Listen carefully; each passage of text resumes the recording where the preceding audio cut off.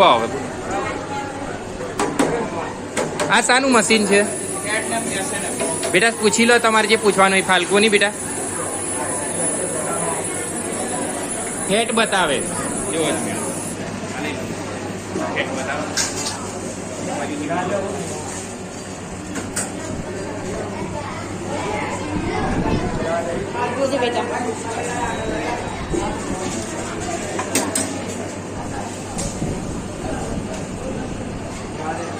પછી જુઓ બેટા અહીંયા પાવતી નીકળે છે. આપણે જે કોમ્પ્યુટરાઇઝ જે છે ટાઈપ કરી દેવા પાવતી બતાય છે.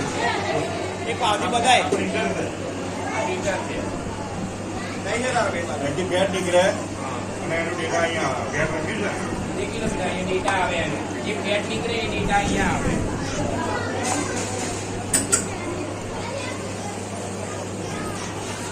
બધું અહીંયા આવી જાય ને પાવતી નીકળી જાય. એટલે લીટર ને બધું તમારે ડેટા નાખવાનું. ના એને આપણે મેન્યુઅલ બધું ઓટોમેટિક પછી પાવતી નીકળે. એ પાવતી એક આપી દો. એક પાવતી આ આવે જોઈ લો. ટ્રાયલ ના આપણી જોઈ લો બેટા તમારા હાથે પાવતી સામાન્ય.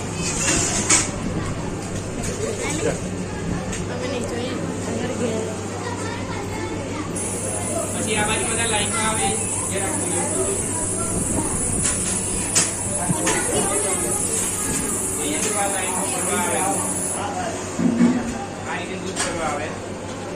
બાજુથી આપે અને આ બાજુ ફેટ નીકળે. કેટલા ફેટ નીકળે એનો ડેટા પછી અહીંયા આવે અને એ આ ડેટાના આધારે આપણે પાવતી નીકળે કે કેટલું દૂધ ભરાયું, કેટલા ફેટવાળું દૂધ ભરાયું એ પાવતી નીકળે.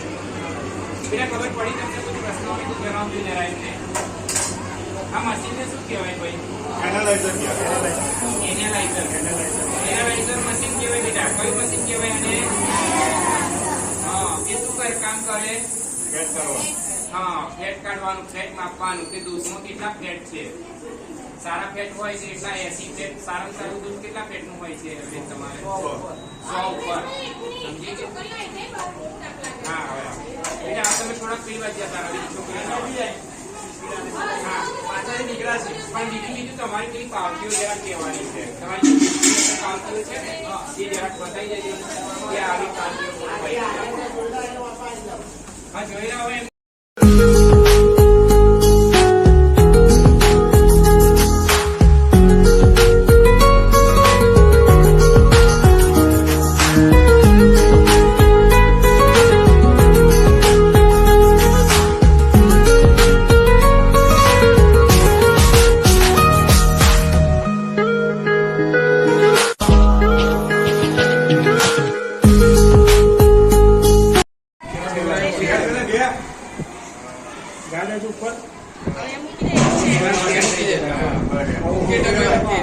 ઓકે દબાઈ બેટા. હા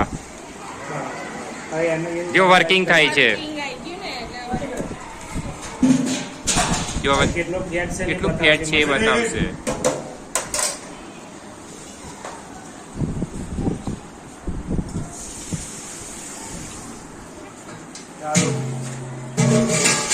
જો વર્કિંગ ચાલુ છે અત્યારે. જો દેખાય છે 40 સેકન્ડ લે. કેટલા સેકન્ડ લે? 40 સેકન્ડ. હા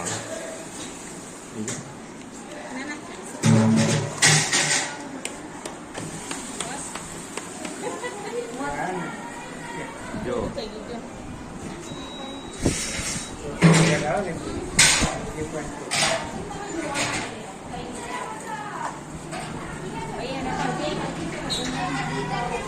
કયું મશીન કહેવાય મૈત્રી? આ મશીન કયું કહેવાય? એનાલાઇઝર. Fat analyser.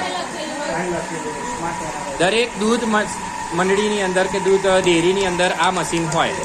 બધે જ હોય બેટા. ઓકે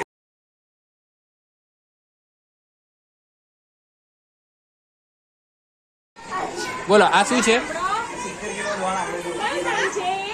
1540 રૂપિયા બેગના. આમાં કઈ પડ્યો?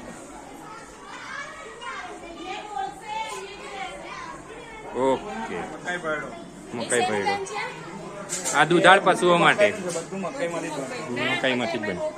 કાલે પણ બધા મકાઈ ના કપાસ આપણા ના આવે બધું મકાઈ નું આપણે આ મકાઈ પડ્યો આ મકાઈ નું બોલ બરાબર ઠંડુ કરવાનું મશીન છે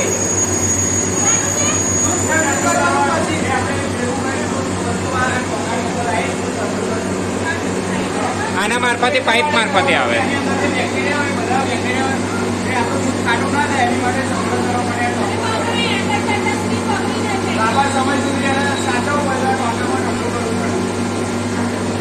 ત્યાંથી ડાયરેક્ટ જ આવે આપ દૂધ. જો બેટા પાઇપ દ્વારા દૂધ જે છે તે ડાયરેક્ટ અહીંયા આવે. અહીંયા જે છે દૂધ જે છે શુદ્ધ થાય. કોઈ બેક્ટેરિયા હોય કે એવું બધું હોય તો કમ્પ્લીટ થઈ જાય, કુલિંગ થાય અને લાંબા સમય સુધી ટક્યું રહે. ચાલો બેટા આગળ જાઓ.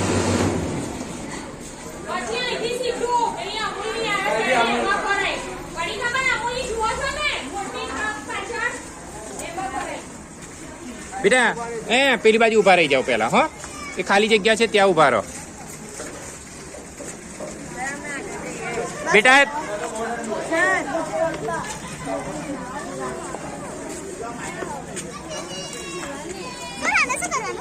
એ પાવતી જોવાની છે બેટા તમારે.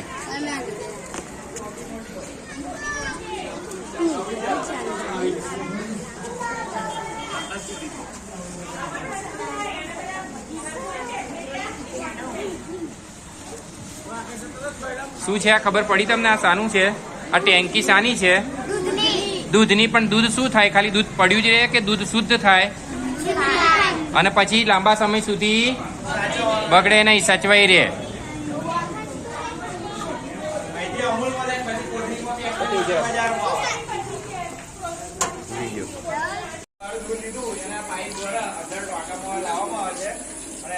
ઠંડુ કરવામાં આવે જેથી એના અંદરના બેક્ટેરિયા મરી જાય લાંબા સમય સુધી સાચવવામાં આવે.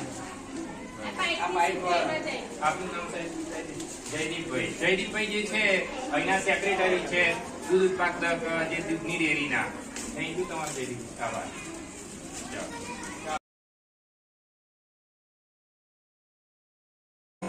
આપણે પાઇપ દ્વારા આ ટાંકીમાં આવે છે. કારણ કે એની અંદર જે બેક્ટેરિયા હોય છે એને આપણે કિલ કરીએ મારી નાખીએ છીએ. કારણ કે લાંબા સમય સુધી આપણે દૂધ સાચવવાનું હોય છે. એનો દહીં ના બની જાય આપણી જોડે, ફાટી ના જાય. છાશ ના બની જાય એટલા માટે આની અંદર સાચવવામાં આવે છે. પછી અહીંથી આપણે અમૂલની ગાડી આવીને અમૂલ ડેરીમાં લઈ જશે. પછી અમૂલનું દૂધ, દહીં, ઘી, છાશ બધી વસ્તુ અલગ અલગ બનાવી બજારમાં લાવીને અને બધા પાર્લર પર આપશે. ખબર પડી ગઈ તમને? દૂધના જે પેકેટ બને છે તો આ શાનું મશીન કહેવાય? દૂધ ઠંડુ રાખવાનું. દૂધ ઠંડુ ચીલી. BMC કહેવાય. ઇંગ્લિશમાં શું કહેવાય? BMC bulk milk chiller. Bulk milk chiller. અહીંયા એક મશીન છે જો આખા મશીન કેટલું મોટું. લગભગ કેટલા લીટર અહીંયા ગાડી દૂધ? 5000 લીટર આ ટેન્ક ની અંદર કેપેસિટી છે. 5000 લીટર આની અંદર રહે અને એ 5000 લીટર દૂધ જે છે ચીલ થાય, શુદ્ધ થાય અને પછી પ્રોસેસ થઈ પચાવવામાં આવે. ત્યાંથી પછી પ્રોસેસ થઈને આપણે ઘરે આપણે જે દૂધનું પાઉચ આવે છે ને દુકાન પાર્લરોમાં મળે છે એ આપણે લઈ શકીએ.